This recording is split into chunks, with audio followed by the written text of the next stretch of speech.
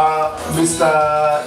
Tman kana kuti temptation challenge kana kuti mamzayana tisatoshandisa riburashi kana kuti mad scientist toshandisa riburashi unoshandisa kuti mad scientist ndoto kumhanya mazwa tiri pastudio ipi Mount Zion yeah man album ramurikuridza iri ndo album ra Tocky Vibes tingati ndere chingani muchishanda navo kana kuti isong yechingani atizive kamushandiro kenyu masomo achaverengeke atakange tichishanda nawo hatingaverenge masomo infact atanga kumaverenga hatipedzi saka masomo akati one day infact akawanda atakashanda nawo album iri namba yemaalbum avo paevery album ravo taiti tiwange tiine masomo pa saka tingati since mashanda nemasong akawanda pane change remusic yacho the style and pattern of the music pane change iripo here ava change iripo yakati one day patinoshanda paya tinoti chinjei magiya tichinja tiwedzera saka change iri kuratidza kuti iri kuoneka zvikuru ende change iripo yakawandisa okay tunozoziva Mr. Tocky Vibes vachiimba kazhinji kacho vanoimba vari vega tisina zoti mualbum iri kana project iri is he working with other artists or still he is running solo album iri vane one song yavakaficha naNdaramtukudzi then mamwe ese vanga vari one ipapo one day vakangoita featuring maplans emarketing anenge akamira sei ari kubva kustudio kana kuti zvinenge zvava mumaoko mayo Mr. Chamakuvangu chinoitika patinoita song inenge isiri yaChamakuvangu kana kuti yangu song inenge iri yevanhu saka patinorekodha song kwaye tinomake sure kuti song yasvika kuvanhu tese isu maproducer naivo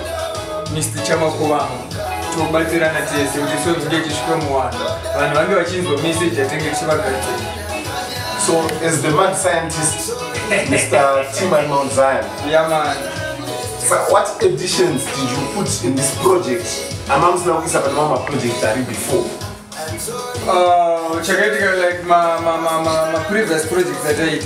Taiwan's digital, young computer, but my projects, my new one, I take my way there to video music, to Nandi, my pattern. Tabu so tu live kumagitare mukazwana chimbo chiri kurirechi chakazo ngitabu chiwanza magitare chichi kuti zvinge chisiyana nawo nezviripo mazuwana tingo zviburitsa kune vari kumazuwana tingozviiso kwedu tega kuti atikombewo ningi. So this recent project, would you say it's more on the commercial side or not? Iri kwese, but mostly commercial kunyanya.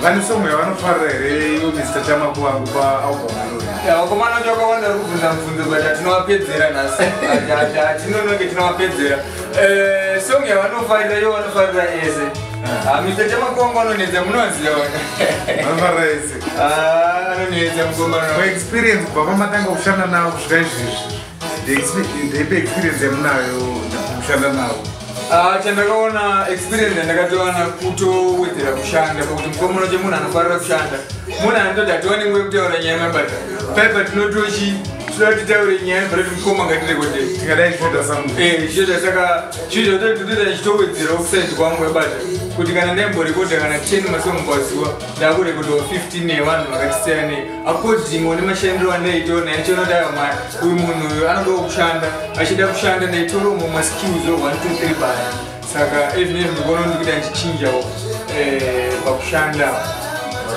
saka tichibvunza kuvaimbi vakasiyana-siyana nevanoita zvavanoita vatambi vebhora veboxing kana wrestling unoona mumwe anoita mapress ups asati atanga mumwe anomhanya mumwe anodii chamungati imimi naartist wenyu chamungati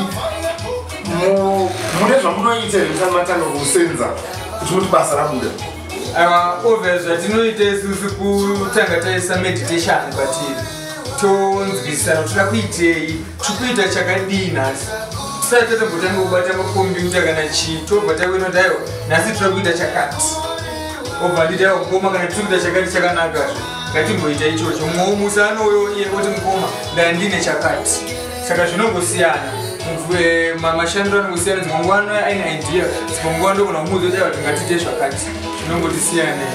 So what are you expecting from this album? Album is a banger. Don't you think I don't expect it? So it's a banger album, sir. Hapana problem. Hapana zokuti ngati any problem. Changu sarongo tinya to ishitsa zvedu kuvanhu. Tiva gire zvokuti vanhu zvechinja. Ndine mubvunzo ndinawo Mr. Bros. Bvunzai makasonongoka. Munoti kune vanhu pana umwe anenge achikopa kuti pattern but muchivarekodha munoti navo vanhu. Unoona chinoitika nemashoko anombotaurwa nevakuru aya kuti mumango muavhu. There is no way achatora avocado toisa mumango wabada tototira mango renge ringori avhu. Saka either way nyangwe munhu akakopa pattern akati zvakanaka ngatimusiye mutu kumera mapazi wabada tikutofarira kuti tinavanhu vakawanda tofarirawo mastyle edu maskills edu chii hatotozvifarira ngavatoewanda zvikutoendesa basa kumberi bcause varitoita vachiwanda vanhu vacho vanenge vaiti Tman nhasi agadzira chakada kugadzira chakadaro mukoma Tocky vaimba so inda kuita ichidaro mukoma nhingi vadai iye ndoda kudai saka tinozvifarira teshe unotodaiwa titori marole models vamwe vanhu saka hapana chakaipa ngavarambe vachiita se vachikoponora it's good. Alright, chekupedzera munoti kumashoko kuvanhu vacha to the world about Tocky Smith.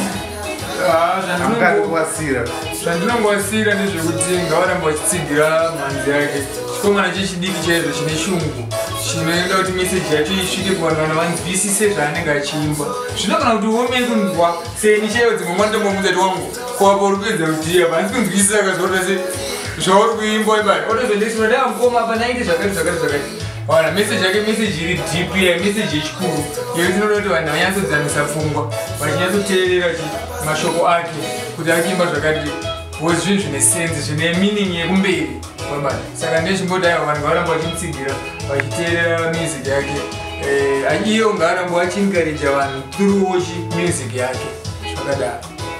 Aiwa tatenda Mr. Mad Scientist. Mad Scientist. Zvakanaka.